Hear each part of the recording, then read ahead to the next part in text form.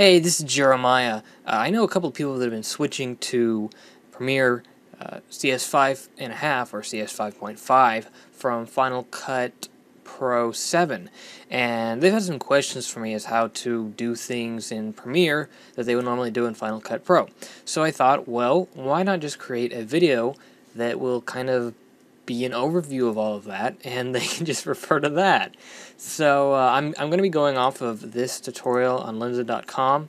I'm just going to cover some of these points right here. I'm not going to do a, however long this is, several hour tutorial. I'm going to do something that's about 10 or 20 minutes long, just cover some of these points right here. If you have any other questions, be sure to post it as a comment below, and if I get enough questions, I will post another video to follow up to this video. So post your questions, and also be sure to subscribe so that you will know when I release the second video, if I get enough questions to release the second video. So let's get started. This is actually a demo of Premiere Pro CS5.5. I have CS4 currently. It's actually really similar. For a second, I wasn't sure if I opened up the right program. So I'm just going to create a new project. We call it test.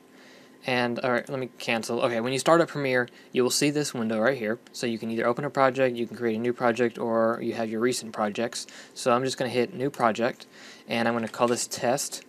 And let's see here, these are all your settings for your captured audio, captured video, your video previews, and the audio previews. I'm going to go to General here, and this is your time code. You can select how you want that to be. Your audio samples, either, you can set that there, and then your capture format, if you're doing high definition video, do that. I'm going to select that just because, and I'm going to hit OK. And this is going to overwrite a project, so I'm going to hit Yes. Okay, now, I actually have, since I have CS5 or CS4, I think it's including all the codecs from that. Usually, if you start Premiere up without having a previous version that you've owned, you won't have all these extra, like, for example, I have the red right here. I think if you first got it, you won't have this. You will have to register your software, I believe, and I think that also applies to some of the extra video codecs. And you'll probably have a few differences, or, well, I don't know. I don't know about the AVI format since you're gonna be on a Mac, but yeah, I'm just going to go and do HDV 720 24p and hit OK. And I'm going to let it load. It's taking a little bit longer because I'm running my screen capture software. Okay, and I'm also have a reduced resolution on my monitor, so it's a little squished. Okay, so continue trial. Next, or skip this step, whatever. Okay, so I'm just going to go through the Lynda points right here. So first one, okay, why make the move to Premiere Pro? Well, Final Cut X is basically an advanced version of iMovie with star wipes, so that's why you need to convert. Plus, I think they dropped red support and a bunch of other stuff. Okay, so next point, setting up a new project. I already went over that. Getting into the Premiere Pro interface. So yeah, I mean the interface is really easy. I think. I mean I've helped people with the Final Cut before, and I've actually never used Final Cut. I just go to Google Images and look up the interface. So I think it's actually a little easier. You have I'm going to bring in some footage actually. Let's see here, computer. Hold on, I'm just going to move this over. Oh boy, it's going to be slow. Okay, so let's grab something random here. Okay, this is a MOV file. Okay, so yeah, you can either, to bring footage in, you go File, Import, and then you import your footage, or you can just drag and drop it in. And I think that file is corrupted, so that's why it's green. So yeah, probably not a good impression to give with Premiere, but anyway, so that's just how you bring footage in. Here you have the video portion, the audio portion, and they're connected. You just move it around like that. If you want to have it snap to things around it, just well, right now the snap's turned off, and then turn it on, and so there's that. Let's cover the tools right here. You have your slice tool, so you slice footage up like a surgeon, and then you have your rolling edit tool, your track select tool, ripple edit, rate stretch, which is to slow footage down or speed it up, your slip tool, pen tool, and then the hand tool, that's just to kind of select windows and stuff, I think. Okay, and then your magnify tool. So, let's go to the next bullet point, which is mapping your keyboard. Well, okay, I'm not going to cover that. Well, yeah. Okay, so exploring the essential preferences, tools, preferences. Yeah, that's just basic preference stuff here. Okay, so you have your pre-roll. That's how long. What is the pre-roll? Oh, okay, here we go. Like, for example, the default video transition is 30 frames, so if you want to make it longer or shorter, put it there. 30 frames. I think if CS5 or CS4 has the same length, it's a little too long, so I do about half of that. Or I guess it's a second, so yeah, about half. Audio transition default duration. So here you have all your settings in there. There's your color settings, label default color settings, media, cache files, and all that. Okay, so did that. And what else? Preferences, exporting a Final Cut Pro 7 project to Premiere. I don't know how to do that, probably because I'm on a PC, not a Mac, so I won't cover that, but you can Google it or go to lynda.com and look it up. Okay, importing with the import controls, import command. Yeah, you just go to File, Import, and import your files. You also have your media browser right here, so you can go in and you have all your media. And actually, I'm going to import something that way. Where is it? Let's see here. Yeah, there we go. So just drag and drop it right in, and it imports. Okay, there we go. That file's working. Okay. Creating navigating bins. So if you want to organize your footage, which I recommend doing, you just create a bin and you name it. And if you want to create a bin within a bin, Bizception. Okay. Plot 2, and we'll just drag that into the second bin, and so on, and make your bin go even deeper. Okay, just delete all those. Now, what else? Navigating the timeline. Let me adjust my mic here. Okay. Customizing the project panel and using metadata. This part I'm not as familiar with, so I can't really help you there. Sorry. Searching for footage. I don't know. I actually haven't watched this, so I'm just going off the bullet points. So I don't know what that covers. Creating a new sequence. I think I already discussed that, but if you've already created a new sequence and you want to create another one, just hit new item, hit sequence, and you can create another sequence. Oh, and by the way, you can also adjust here in tracks. You can set how many audio tracks and whatnot you want it to have, and also the specific settings of that timeline. Searching for footage. Okay, editing. Marking and navigating clips. So, I'm going to drag my video in here. And marking and navigating. I'm thinking that's covering this marker tool right here. And it's a really great tool because I just use it because I want to create, like, let's say this is an hour-long video. I'll create markers. And I'm sure if you do a lot of editing, you probably know how to use markers yourself, or at least the specific uses of them, so I'll just show you how to create markers. You just hit this button right here, and on the PC, it's the number pad asterisk. That's how you create them. And you can also just right-click, well, I guess that would be command-click or command, whatever right-click is on your Mac, and just hit Mark Clip to get rid of, or to create a marker. Excuse me. And you can also right-click. How do you delete them? I don't remember how you delete. Oh, you double-click on it, and just hit delete to delete it. And these markers are also used in Encore, or if you import this into Encore, you use that to create chapters. Okay, so that's how you do that. Navigating the timeline. Again, I don't know what that covers, but excuse me. Oh, I know. Excuse me. Okay, clear my throat here. The shuffle right here, this allows you to do your little shuffling. I think that's an actual. I've actually never really used this, but that's the shuffle tool, so you can control the rate at which you want to shuffle through. It's kind of fun. Yeah. So and while we're here, I'm gonna cover this. The mark. Let's see here. Okay, this is another thing I haven't used. I haven't used the mark out and mark in tool, so I'm not sure what that is used for. Go to out. That would be. I haven't used these either. I've used a lot of these features. I haven't used every single one. If you want to step forward frame, just hit that. That's play, stop. This is loop. If you want to loop in between this selection right here. This is go to the next edit point, which is this is an edit point right here. So if I copied this, that's an edit point. That's an edit point. So just skip to your edit points. That's the safe margins for your text. This is the you can do like your scopes and whatnot. You can also set the playback resolution and the pause resolution. And this is to export a frame.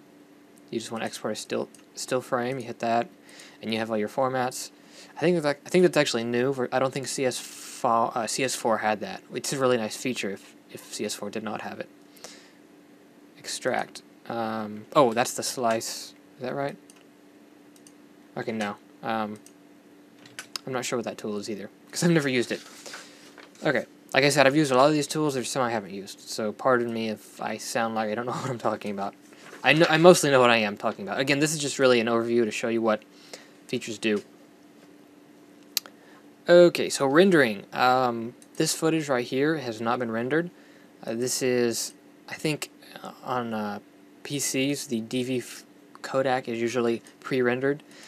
In this case, this is a QuickTime format, so it's not rendered. I think this is H.264, so you just go to Edit, or excuse me, you go to, they've moved it. Sequence. Oh, yes, Render Effects and Work Area. And, yeah, so you just do that to render it, and it renders it out. If you only want to render a portion of this, you would move your little start and end bar to do that. And so yeah, there's that. That's the rendering part for your previews. Okay, so 3-point editing, navigating, exploring the new work area, rendering, dragging and dropping clips. Again, you just drag them and drop them, so it's not that hard. You can move them around. Oops. Oh, one thing you can do if you want to, let's say I want to move this clip in between this clip, I just hold down Control or the Mac equivalent of that, and you can stick them in between. So that's a really neat feature. Let's see here. Replacing clips. To replace a clip, you will right-click on it and you will replace footage. I don't know if that's what it means by replacing clip. Yeah. So I guess there's also, here's a bunch of other things you have. By right-clicking, or the Mac equivalent of that, you can interpret footage, get the timecode properties, rename it, reveal in Explorer, or the Mac equivalent of that. Yeah, you have your speed duration, audio gain, etc., etc. Okay, retiming clips. To do that, you will right-click on a clip and go to speed duration, and you can... Wait a second here. What on earth? Speed duration. Oh, I was removing effects. Okay, yeah, select clip speed duration, and you can reverse speed. This is to maintain audio pitch, and then I think that's the I think that's a new feature right here. I haven't seen that before in the last version. So you can increase or decrease the speed, either one, and you can even put a specific time code in for the new duration. Okay, and then some other things like reviewing speech transcriptions, multicam editing, storyboard editing, building with subclips. I'm not going to cover that because I've never used it before. You'll have to look that up on yourself. You'd have to look that up yourself. I'm not to sound harsh, I just haven't used it. Okay, basic trimming. To trim a clip, you can go like this and trim it, or you can select your little razor tool and cut the clip and cut off the excess fat or excess footage. And yeah, so that's that. The the other thing, if I double click on this, it should, wherever your little slider is, that's where it should bring it up in this. Oh, it's not doing that. Interesting. Okay, in the last version, it would do that. This is actually someone else actually asked me about this. In the previous versions, you would double click on the footage, and it would open up here in the sequence source window. So I'm not sure why it's not doing that. But oh, and then by the way, replacing with clips, you can do that right here. You can replace it from the stuff in the source monitor or this from the source monitor. Okay, I don't know. I don't know the specific things right there. So yeah. Okay. So yeah, like I said, it's not. Subclick, review on project, edit original. Anyway, so I'm not sure why it's not bringing it up. Normally it would have the timeline right wherever this was right here. Okay, so finding effects. So you go to your effects window right here, and you have a lot of effects, and basically the only effects I ever use as far as video effects is the color correcting stuff, and then for audio I have the crossfade, and then there's also some audio effects. Those are good. And then let's see, where are the transitions? Oh, no, video effects, transition, and then the only transition I use. Well, wow, interesting. They actually categorize those specifically for the ones that you would use in real life, not like they don't have star wipe. I think they used to have all the transition under one folder. Now it's these specific ones. I think they might have actually deleted some. Okay, so you have your wipes and dissolves, and you can also search for something like additive dissolve, non-additive dissolve. So there's all your effects. Oh, here's your history window or tab, and you can click on something to undo it. So like I want to undo the delete, or I want to redo all that. Just click in the history. Effects. Your info is the information on the clip, and yeah, so that's that. Oh, and then unlock panel, that's to... Okay, yeah. And if you want to move something around, you just select it, or like hold a tab, and just move it around wherever you want it. Okay, so what else? Let me check this right here. Keyframing effects. Okay, so let me delete these. I think there's something right there. I'm not sure. Oh, that's the in-out marker. Excuse me. Okay, so effects. Let's see here. Keyframing effects. I'm going to go to video effects, and we're going to have, just to show you an effect, I'm going to have a blur. Let's do fast blur. So we're just going to add that in, and we want to have it blurred at the beginning. So we go over here to effect controls, and you have, by the way, this is also your control for your position, scale, rotation, anchor point. There's your also your volume controls, and then your opacity. And this footage is actually bigger than the composition, so I'm just going to scale it down. Or I thought it was, maybe not. Yeah, it is. So I'm just going to either scale it down right there, or you can select the clip and just scale it down with those right there. So anyway, and so the effect, there's the fast blur. I'm just going to go wherever I want to put my first point, and I'm going to hit we want to have it start out blurred, so let's bring up the blur, just hit a keyframe, go to the end, bring it down, and it automatically creates another keyframe. So there we go. It starts out blurred, and then it clears up, and yeah, and then unselecting it will delete all your keyframes. Okay, so now for audio keyframes, the same thing applies. You just, actually really all the keyframes are the same. If I want to have the audio start out quiet or muted, basically, we just go create a keyframe, then we go up a little bit, and then we go back to the normal level. So that's how you do keyframes. It's really easy. What else? Audio mixer. Adjusting the clip track levels. That's oh, I know. One thing I need to do, show you how to unlink audio.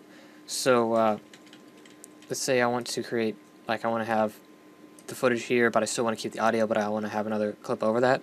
So I just I can unlink it. So it's unlinked right now. If I want to link it back together, I just take your mouse and drag it over those clips, select them, right click and select link. And what's nice is that I'm going to go back and unlink this. If we move it over and link it, it's going to say, hey, that's not synchronized. So we just right click on it and select move into sync. So it's great. And you can also, yeah, so that's how that works. And also, like, for example, let's say I recorded the audio on a separate device. I would bring in my audio there, have my video here, I'd move it either with a synchronizing tool or by hand, and then I'd just right-click and link them. So, yeah. Now, the audio mixer, let's see here, window, audio mixer. Here's the audio mixer, and by the way, window has all your windows in it. So that's how you get to that. I really don't use this at all because I don't really do audio in Premiere, but to cover the basics, you have okay, so audio 1. Oh yeah, so audio 1 is you have your audio. So audio 2 is audio 2. Audio 3, so that's the control for each different layer. Right now it's set to read, so if you adjust something... Oh, well, I thought it was going to snap back, but apparently not. I do know, like, for write, if I was going to play through this and adjust it, and then go back and select read, it's going to record that. Okay, it's not going to record that, so now this is funny. Okay, so apparently I don't know much about this either, and again, I really haven't ever used it much, other than one time a long time ago.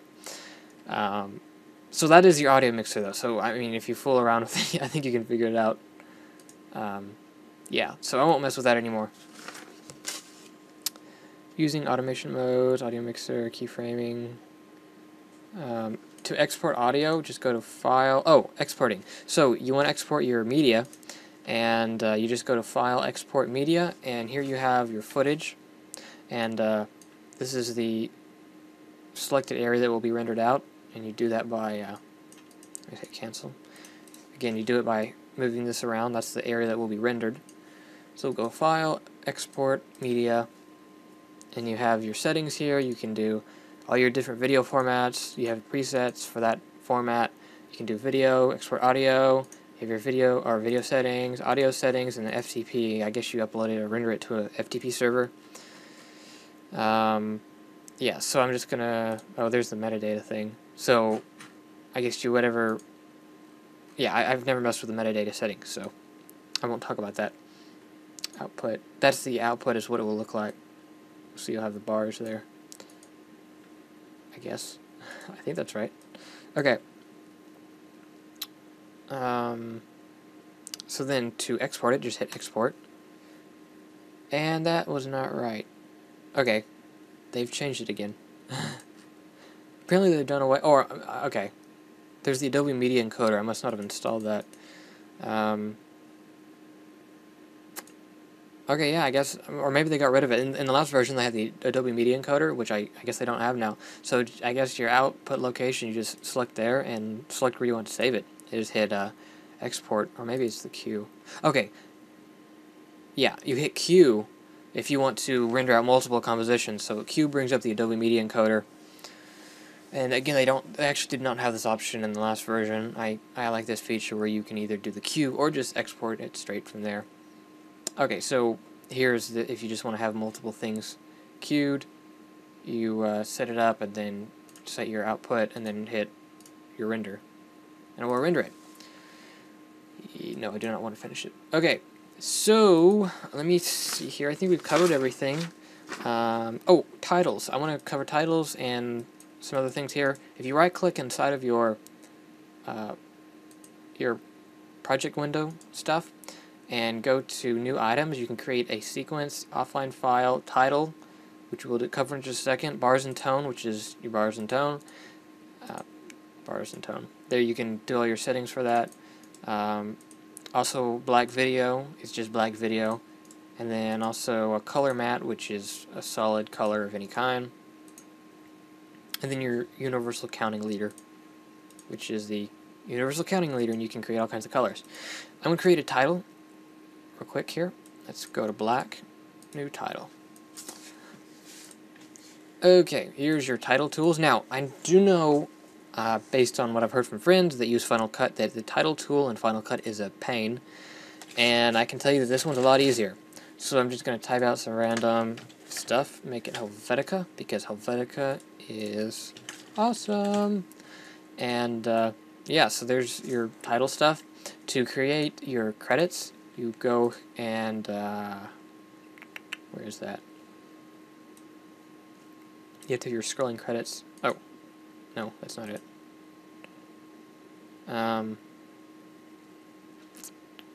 Okay, now I'm feeling bad because I can't figure out my credits. Fill, angle. Man. Okay, I almost had it perfect because, yeah, but then I forgot how to do credits. Okay, so there was, oh, there it is. Okay, so you select this right here for your roll crawl options for your credits. So we want to have it rolling. And you can select how many frames you want it to take to ease in, start off screen, end off screen, etc. So I'm just going to type. So we just type a bunch of stuff and close that. And it creates this right here. So there you go. And you can extend that to make it slower or faster. So yeah, I'm just going to go over these real quick. So blank footage, bars and tone, codecs, slice. Yeah, so that's that.